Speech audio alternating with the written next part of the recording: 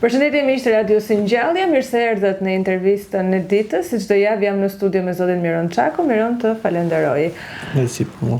Jemi në javën e dytë të Kreshmës, Shën Grigor Pallamaj, një shenjtor i cili na mëson se si të jemi më afër Perëndis me anë të lutjes, zbutjes së zemrës. Sa e vështirë është, Miron, që sot njeriu modern të zbusë zemrën. Si mund të fillojmë neve nga ky proces, duke filluar që nga periudha e Kreshmës?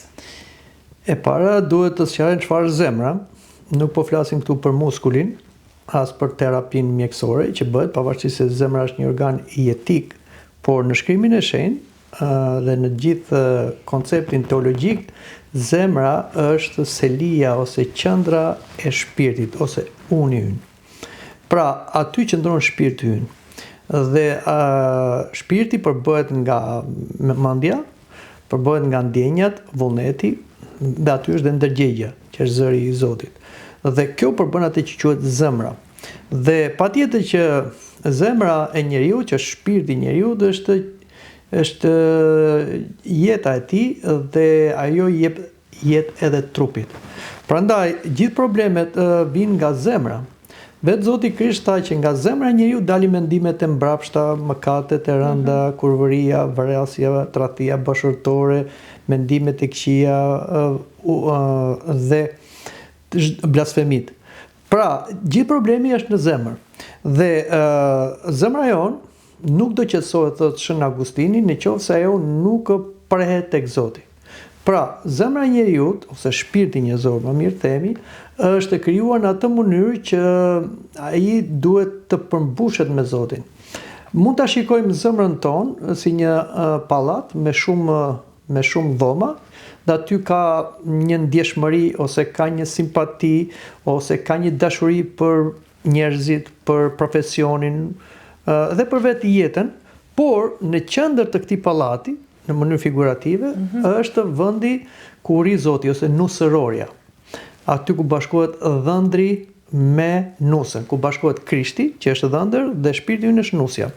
Nëse kjo dhomë e brendshme dhe e mistershme dhe qendrore e shpirtit nuk mbushet me Zotin, nuk bjen Zoti atje, atëherë njeriu gjithmonë ka një boshlik. Pikërisht do ndalemi te boshllëku. Pse sot njerëzit ndjen bosh? Jemi në një kohë që shumë gjëra materiale është mundësia që të plotësohen, por prapë edhe pse i kanë të gjitha, njerëzit janë bosh brenda vetes tyre. Sot në thonjza kjo duket një paradoks, sepse njerëzit, sidomos ne që erdhëm nga një sistem totalitar, që na çoi në një depresion, por dhe në një varfëri ekstreme, edhe shpirtërore, edhe materiale, ne mendonim se mirëqenia ose lumturia është si them komoditeti, është pasuria, është ajo si them një jetë konsumatore që e shikojmë sot. E provuam edhe në shqiptar këtë, shkruam në botën e lirë, hëngrëm më shumë, u argëtuam më shumë, bum para shumë, por prap njerëzit nuk janë të lumtur. Nuk janë lumtur sepse është ajo që vim përsëri tek ajo shprehje filozofike e Shën Augustinit, që zemra e njeriu nuk prehet derisa të përmbushet me Zotin. Dhe Shën Joan Gojarti, një tjetër ati i madh, kishte thotë, nuk është i pasur ai që ka shumë, por ai që ka nevojë për pak. Domethënë, njeriu në këtë jetë në gjërat fizike dhe materiale do pak. Neve bëjmë të kundërtën, ne grumbullojmë shumë të mira materiale dhe këto bëhen pastaj një stres më vete, një ankth më vete, një peshë që se ngrem dot, dhe njeriu humbet si një qenie shpirtërore dhe bëhet një qenie thjesht materialiste, konsumiste, dhe kthehet në instinkt, të hajë dhe të pi dhe të vdesi, kthehet si një kafshë. Por kjo nuk e bën njeriu të lumtur, sepse njeriu është një qenie mendore. Por kur flasim qenie mendore, qenie shpirtërore, domethënë. Atëherë njeriu pose ushqevi mendjen dhe shpirtin e tij me ide, me filozofi, por mbi të gjitha me shpirtin e Zotit, sepse Zoti është shpirt, atëherë njeriu do mbetet gjithmonë i uritur, i jetur dhe i varfër, dhe kjo bën që edhe ti ketë të gjitha nga ana e jashtme, materialiste, ai nuk është i lumtur. Ky është depresioni sot në botën materialiste, konsumiste, që shikojmë që njerëzit, edhe pse i kanë të gjitha, dhe kjo nuk është një, si them, një filozofi tani, retorik. Ne shikojmë në jetët e njerëzit që kanë shumë pasuri, që brenda tyre kanë shumë probleme shpirtërore, kanë depresion, kanë ankth, dhe ju drejtojnë qetësuesve, drejtojnë drogave, ose arrin dhe vrasin veten. Pse? Se janë dëshpëruar. Atëre tregojnë që njeriu nuk është një qenie materialiste, konsumiste, nuk është kafsh. Një lopë shumë e lumtur kur e lën në një fushë me jonç. Po njeriu nuk është i lumtur kur e lën një tavolinë plot me ushqime. Këtë është e vërtetojmë dhe në jetën tonë. Ka raste për shembull që ne jemi shumë okay nga ana jashtme, por nuk jemi okay nga ana brendshme dhe ne nuk i konsumojmë as gjërat, si them, jetike. Për shembull, njeriu ka anoreksi. Një nga anoreksit vjen sot sepse njerëzit kanë strese. Po stresi vjen nga ankthi dhe ankthi vjen nga mungesa e Perëndis brenda jetës tënde. Prandaj është ajo që themi sot që sot është një shoqëri depresive sepse sot shoqëria është pa Zot. Miron, çfarë është lumturia për ty? Lumturia është një gjë shumë e madhe që unë nuk them se kam arritur, por lumturia është përmbushje. Çdo të thotë, ti je një qenie lundur dhe ti je i përmbushur në të gjitha, ti je si ajo gota e mbushur plot. Por i lumtur është vetëm Perëndia si qenie. Perëndia është një qenie e lumtur. Vetëm kur njeriu bashkohet me Perëndin dhe i lë vend Perëndis në zemrën e tij, duke zbrazur nga egoizmi dhe nga gjithë pasionet, atëherë zemra e njeriu bushet me Zotin dhe kështu lumturia e Zotit shkonte ose bëj lumturia e njeriu. Dhe vetëm shenjtorët e provuan lumturinë. Dhe ne prekim disa elementet lumturisë që Zoti na jep si një lloj shije që të nxisen për të gjetur lumturinë në Zotin. Po në qoftë se ne do përpiqemi ta gjejmë lumturinë pa Zotin, do zhgënjehemi dhe në fund gjithë jeta na shkoj dëm. Dhe do përfundoj shumë keq, sepse është ajo që në qoftë se ne nuk e mbushim zemrën tonë me Zotin, atëherë zemra jonë gjithmonë do të vuajë. Të shkojmë pak tek ajo që prekëm pak më përpara, pastrimi i zemrës. Nëse jemi në periudhën e kreshmës dhe është një periudhë reflektimi, si mund të filloj procesi i pastrimit të zemrës së njeriut? Periudha e kreshmës këtë ka si qëllim. Kreshma është një mjet, nuk është një qëllim, është një instrument që fillon nga ana fizike, pra ushqimore dhe si them stomaku ynë, por që nuk përqendrohet atje, sepse njeriu nuk është vetëm të hajë dhe të pi dhe stomak. Njeriu është një qenie psikosomatike. Por fillon aty sepse ne kemi thënë se aty njeriu urrëzua, pra u gënjye që po të hante ai do bëhesh i pavdekshëm. Atëherë ne fillojmë atje ku e prishëm, fillojmë të abstenojmë disa ushqime për t'i dhënë autoritet shpirtit. Që të ngrihet shpirti që të pastrohet zemra. Prandaj kreshma është koha që neve bëjmë skanerin e zemrës. Do me thënë ne në një farë mënyre shikojmë, konstatojmë mëkatet tona, pasionet tona që janë në botën tonë shpirtërore. Dhe reflektojmë pasaj në botën fizike ose nëpërmjet gjymtyrëve tanë. Dhe nuk do të çuditemi që në kohën e kreshmës ne na dalin mëkatet në pa. Sepse ndonjëherë ka disa njerëz që nuk e kanë këtë përvojë shpirtërore, që ushtrohen në kreshëm, si është e mundur thotë që unë tani kreshmoj, unë tani agjeroj, unë tani si them lutem më shumë edhe bëj një jetë më shpirtërore, po unë mëkatet e mia po më dalin. Ka tundime më shumë. Po më dalin më pa. Tundimet janë më shumë dhe problemet çohen. Pse? Po kjo pra është që të dali në pa çfarë ke sëmundje, që duke konstatuar sëmundjen, sepse ngrej botën shpirtërore, atëherë ndërgjegjësohemi për këtë dhe jo vetëm ndërgjegjësohemi, por neve pastaj kërkojmë shërim. Kështu që kreshma na çon në konstatim, konstatimi na çon në pendim rrëfim dhe nëpërmjet pendim rrëfim marrim faljen e mëkatet. Siç thuhet, pendim rrëfimi është pastrimi i plagës dhe kungata që vjen mbas pendim rrëfimit është shërimi i plagës. Dhe kështu bëhet shërimi. Pra, kreshma na çon te Krishti, po që shkojmë te Krishti do të bëjmë këto hapa. Është si them ndërgjegjësim, pastrim dhe bashkim. Dhe kjo përmbush kreshmën. Prandaj një kreshëm pa kaluar në këto stade, ajo mbetet një dietë ushqimore ose një grev urie pasaj. nuk ka sens. Okay. Pero nuk kam dëgjuar shumë njerëz që thonë, unë besoj tek Zoti, por nuk bëj jetë shpirtërore. Sa besimtar janë këta njerëz? Shiko, Pse më rëndësishme është jeta shpirtërore? Do ta përmbledhim me një fjalë që ta Krishti. Pse më thirrni Zot, Zot dhe nuk bëni ato që them unë. Pra, nuk mund të themi ne që jemi besimtar, se besojmë se ka një Zot dhe ka dhe një shpëtimtar që është Jezu Krishti, dhe nuk bëjmë ato çfarë thot Krishti. Besimi është mënyrë jetese, nuk është thjesht një teori filozofike, por është mënyrë jetese. Çfarë thot apostulli Jakovi në letrën e tij? Ju thoni se besoni, po dhe djalli beson dhe dridhet. Çfarë ndryshimi kemi nga djalli? Pra, të themi se ekziston Zoti nuk mjafton. Por ne duhet zbatojmë porositë e Zotit dhe kjo tregon se ne jemi vërtet besimtar. Prandaj nuk mund të shkojnë ato, nuk janë gjëra të ndara, që unë të dielën jam me Krishtin, dhe ditë javës pasaj shikoj punët e mia. Dhe i themi Krishtit, të dielën takohemi dielën tjetër. Jo, ne themi atë, siç e ka përcaktuar dhe kryepiskop Anastasi, i ndjeri që liturgjia mbas liturgjisë.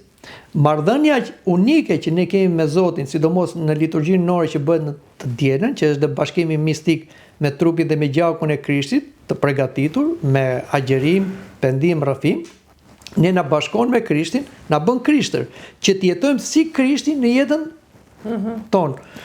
Në qoftë se ne nuk jetojmë si Krishti, atëherë ne nuk jemi të krishterë. Kështu që gjithë ajo besimi bëhet një farsë. Madje bëhet edhe një akuzë. Zoti ju thotë nëpërmjet profetit Izraelit, pse për shkakun tuaj shahet emërim në kombe. Na thotë dhe neve, për shkakun tuaj o të krishterë hipokrit, që tjera thoni e tjera bëni, shahet emërim. Dhe madje ne do përgjigjemi në gjykimin e Perëndis, në atë ditë që do japim llogari për çdo fjalë të thënë më kot, për çdo mendim dhe çdo veprim, si ndikuam dhe të tjerët që ata nuk besuan. Prandaj nuk është kaq e thjeshtë kjo. Kështu që ne jemi qyteti në majtë të malit, që na shikojnë të gjithë, ose jemi drita e botës, që duhet që ndriçojmë tjerët nëpërmjet veprave dhe fjalëve. Kjo është pra mënyra e jetesës. Krishterimi e ndryshoi botën pagane romake, që ishte një superfuqi, nuk e ndryshoi shumë me filozofi, as me teologji, e ndryshoi me mënyrë jetese. Me shembullin që me shembullin. Dhe shumë pagan, duke parë mënyrën e tyre të jetesës, që ishte krejtëndryshe nga degenerimi dhe perversioni pagan, u bën krishterë. Prandaj, edhe sot, ne duhet kemi këtë parim, si thotë Shën Johan Gojarti, shkoni predikoni, n'është e mundur me fjalë. Shko prediko me jetë. Prandaj, besimi dhe jeta janë në simbiozë dhe nuk janë kurrë të ndara. Sot në çdo kulturë dallojmë që njerëzit e thonë të paktën me gojë që ne po kërkojmë kuptimin e jetës dhe po kërkojmë pse kemi ardhur në këtë jetë. Sidomos në këto teoritë e reja spirituale që janë në qarkullim kohët e fundit. Pra, pse ekzistoj unë? Po, A shkëputur njeriu nga vetja? Kjo tregon se njeriu, kur ja bën këto pyetje vetes, funksionon si një qenie mendore. Pra është vërtet njeri. Qofse në jetën tënde nuk ja ke bërë një herë këtë pyetje vetes, dhe pse jam unë këtu? Kush më ka sjell? Kush është qëllimi? Ku do shkoj? Atëherë ti bën një jetë vegetative, je një kafsh me fytyrë njeriu. Mos t'i vi keq as kërkujt. Por kur ti fillon të mendosh, bën këto pyetje, po funksionon si një qenie mendore, ashtu siç duhet të jesh. Dhe po ja bëre këto pyetje vetes, do të gjesh përgjigje. Dhe patjetër që kur njerëzit i bëjnë këto pyetje vetes, ata gjejnë përgjigje. Këtë përgjigje nuk do japin thjesht nga filozofia, që është një rrekje e mendimit njerëzor, që ndonjëherë ajo më tepër krijon konflikt dhe probleme se sa ndriçon, por do të na zbuloj vetë ai që na krijoi. Prandaj, çfarë është krishterimi? Krishterimi nuk është një filozofi dhe retorik njerëzore, as një përpjekje njerëzore për të shkuar te Krijuesi, te Zoti, se është e pamundur. Po. Krishterimi, ndryshe nga fet, si fet pagane, po dhe fet e tjera, monoteiste, është besim.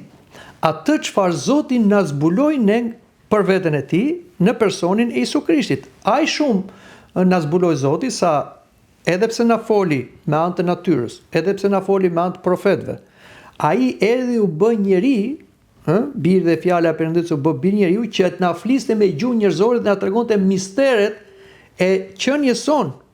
Pra, pse kush jemi, kush na ka krijuar, pse jemi këtu dhe ku do të shkojmë. Dhe ai jo vetëm i tha këto si teori dhe filozofi që kalon të gjitha teoritë dhe filozofitë që ishin para Krishtit, por dhe mbas Krishtit, por ai hapi dhe rrugën. Dhe thot, unë jam rruga, unë jam e vërteta, unë jam jeta, dhe askush nuk shkon te ati vetëm me anën time. Prandaj, të gjitha këto gjenden jo se i themi neve si propagandë, po këto e gjenden në krishterim, se nuk janë zbuluar nga njerëzit, janë të vërteta të zbuluar nga Perëndia që u tha njerëzve, duke filluar që tek apostujt, pastaj apostujt lanë kishën dhe kisha vazhdon të thotë të njëjta të vërteta në çdo kohë dhe në hapësirë.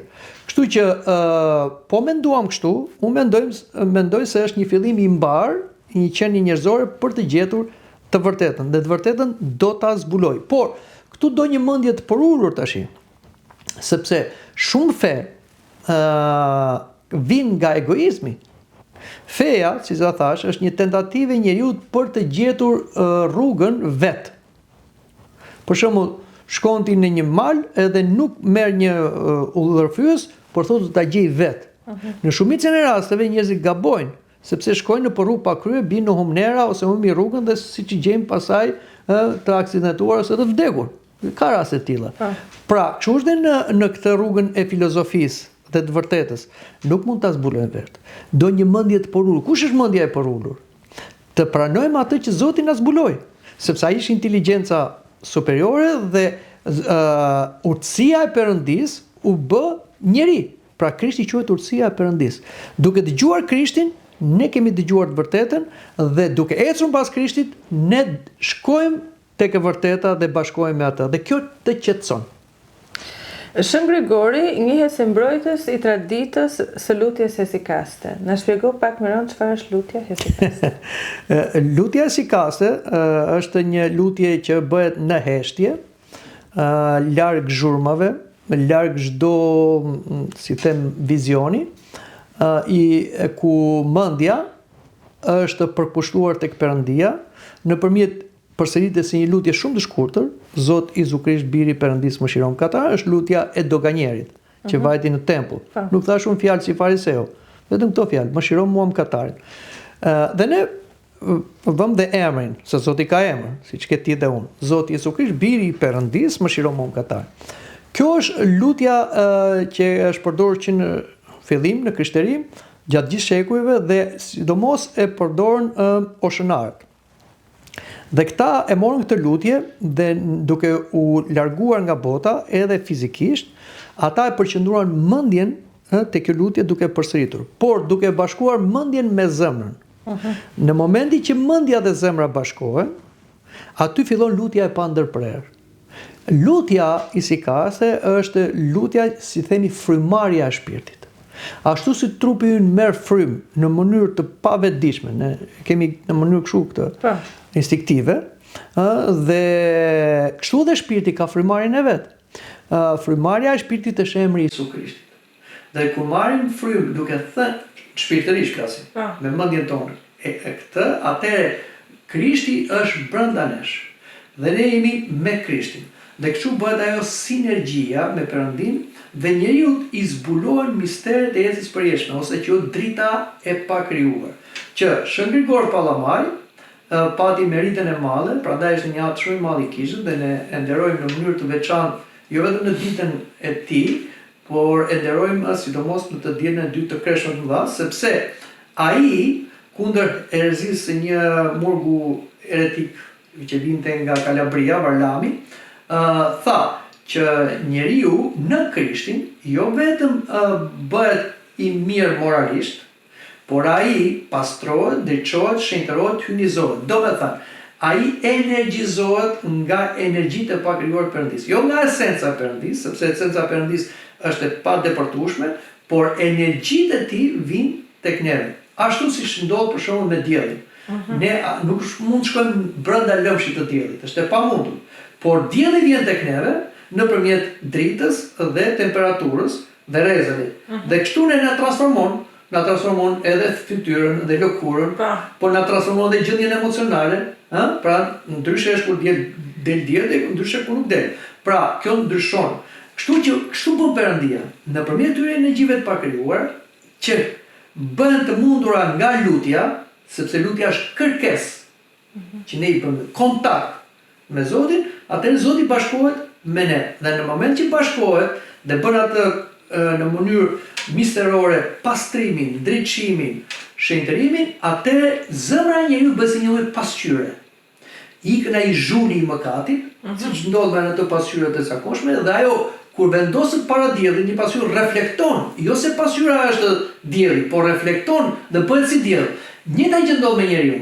Kur ai pastron zemrën, lumë të pastrit në zemër sa ata do shikojnë Perëndin, thot Krishti, atë kjo dritë e pakrijuar vjen te njeriu dhe rrezaton. Të shikojmë te shenjtorët. Ky është procesi në Kishën Ortodokse. Në Kishën Ortodokse ne nuk jemi thirrur, siç thon humanistët në Perëndim, që jemi thirrur thjesht të bëjmë edukat moral, të bëhemi të mirë, të bëhemi të komunikueshëm, të kemi dëmshuri e tjera. Jo, nuk kemi edukat morale. Ne në Kishën Ortodokse kemi atë që quhet sinergjia, bashkimi i Zotit me njeriu në Krishtin me anë të Shpirtit të Shenjtë, që njeriu bëhet si Perëndi, bëhet Krisht dhe bën jetën e Krishtit, bën veprat e Krishtit dhe si them ai ndikon pastaj në gjithë botën dhe në gjithë universin. Kështu që është një gjë e madhe çfarë na është përgatitur për ne. Prandaj kjo është merita që pati dhe shën Grigor Pallamaj dhe i la Kishës të doktrinë kaq të madhe, por ai e çoi dhe më tepër dhe në farë mënyre e formuloi teologjikisht dhe lutjen isihaste. Që Zoti Jezu Krisht, biri i Perëndis, mëshiron katar. Kjo është një lutje që ne të krishterët ortodoks e kemi tradicionale dhe duhet ta kemi. Është një lutje që ndihmohet me anë të kombaskinit, që është një mjet, si them një litar me nyje, e kemi thënë dhe këtu, dhe duhet që çdo krishter ortodoks duhet ta praktikojë. Tashi ne nuk mund të arrijmë në ato nivele aq të larta, sepse ka disa kushte për atë, por siç thotë Etri Tekis, lutja mësohet duke u lutur. Sa që ne themi këtë lutje, kjo pastaj bëhet një lutje, që them, nga një rutinë, ajo bëhet një lutje që e kërkon shpirti, dhe kur mendja dhe zemra bashkohet, pastaj ajo bëhet një lutje e pandërprer. Por kjo është dhe një dhuratë e Perëndis, por Perëndia e dhuratat e ataj që i pranojnë dhuratat. Prandaj, le ta përdorim këtë lutje, sidomos dhe gjatë kohës së Kreshmës, por gjatë gjithë kohës sonë, sepse është një lutje që ka jo vetëm shpëtuar, por ka shenjtëruar njerëz. Kjo lutje ka që shkurtër, që quhet lutja isihaste ose lutja e qetësisë. Zot, Isu Krisht, biri i Perëndis, mëshiron mua mëkatarin. Miron, me që më kujtove edhe mora të shembullin me diellin, edhe pak ditë na vjen dita e verës. Çfarë do ta thuash? E festojmë ne të krishterët ditën e verës, Miron? Pyetja është shumë e mirë dhe duhet të ndalojmë pak. Dita e verës, për hir të vërtetës, nuk e themi ne, nuk është çështje e thënë nga fanatik. Është ditë pagane. Domethënë është ditë që është festuar tradicionalisht para Krishtit dhe mbas Krishtit në gjithë zonën e Ballkanit, dhe në disa vende tjera të Evropës, edhe këtu në Shqipëri. Madje mendohet se në Elbasan ka qenë një tempull kushtuar një perëndeshe, një zane, që lidhe me pranverën. Njerëzit primitiv besonin në natyrën si perëndi, kemi thënë folur edhe për yjet. Dhe ata mendonin se kur dimri ishte një zot i keq për ata. Dhe pranvera dhe vera që një zot i mirë. Dhe kështu i personifikonin natyrën me mite, me qenie. Këtu futej dhe roli demoniak, sepse djalli duke parë këtë mentalitet të njeriut ku krijesën e bën krijues, ai shfaqej dhe thoshte unë jam Zoti, unë jam filan perëndi, unë jam perëndia e pyllit, jam perëndia e ujit, i yjeve e tjera, dhe këtu njerëzit gënjeshin, bënin ato tempujt e tyre, bënin sakrificat e tyre, bënin rritet e tyre. Këto luftuan në kohën e e popullit Izraelit, kur populli Izraelit doli nga Egjipti, po të shikojmë ligjin dhe profetët, ata në mënyrë sistematike, si them, edukoheshin të heqin dorë nga illujt dhe nga adhurimi i krijesës. Mos dëgjoj Izrael, mos ki zot tjetër përveç meje. Edhe mos adhuro asgjë që është në qiell, në ujëran, në tokë edhe në nën tokë, ashtu siç ata i shikonin dhe tek egjiptasit dhe te paganët tjerë. Por, po të shikojmë, Izraeli vuajti nga kjo, sepse Izraeli infektoi nga paganët dhe shkonte adhuronte krijesën, adhuronte pemët, adhuronte gjelbrimin, adhuronte, si them, kafshët, dhe Zoti ndeshkonte. Por dhe në krishterim, që erdhi në një botë pagane, krishterimi që në shekullin e parë, dhe në mënyrë sistematike luftoi kundër këtyre mbetërinave të paganizmit dhe illujve që vinin dhe nga padia, duke i thënë që njerëzit duhet të adhurojnë krijesën në vend të krijuesit. Si thotë apostulli Pavli në letrën e drejtuar Romakëve. Dhe njerëzit thotë e ulën veten e tyre sa adhuruan krijesën në vend të krijuesit.